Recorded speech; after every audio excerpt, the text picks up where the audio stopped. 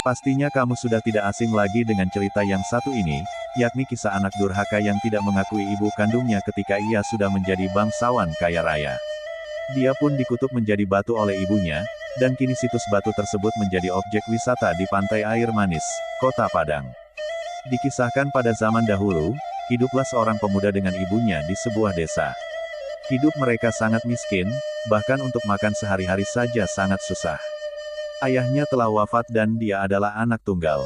Singkat cerita, si anak yang bernama Malin ini memutuskan untuk pergi merantau untuk merubah nasib keluarganya.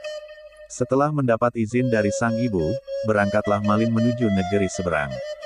Sudah sekian lama, sang anak tak kunjung pulang, kerinduan di hati sang ibu membuat dia selalu mengunjungi pelabuhan, dan bertanya ke setiap kapal yang singgah, apakah kapal tersebut membawa anaknya atau tidak. Kapal demi kapal ditanyai, namun tak kunjung menemui anaknya.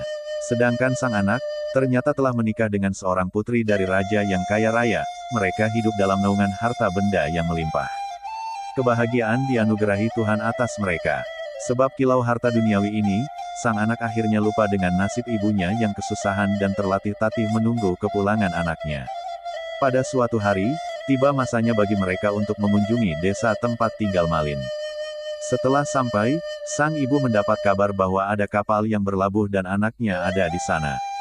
Bergegaslah ibu tua itu menuju pesisir pantai. Benar saja, sang ibu yang tua bangka tersebut tersenyum berseri melihat wajah anaknya yang sudah lama hilang dipandang mata. Malin dipeluknya. Namun, hal berbeda terjadi. Alih-alih menyambut pelukan hangat sang ibunda, Malin malah menolak dan mendorong ibunya hingga tersungkur ke pasir. Berkali-kali ibunya mencoba bangkit, tetap saja kembali terjatuh karena dorongan anaknya.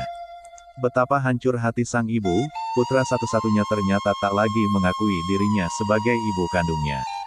Hati yang semula gembira akhirnya hancur lebur seketika.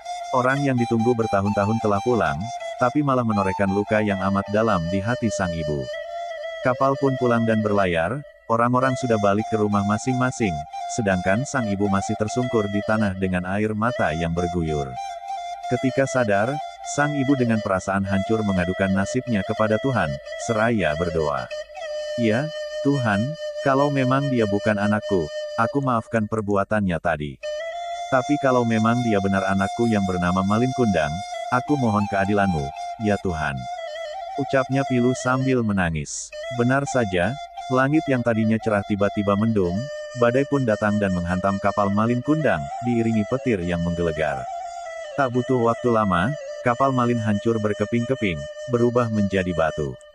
Begitu pula sebongkah batu yang menyerupai seorang manusia yang tengah bersujud.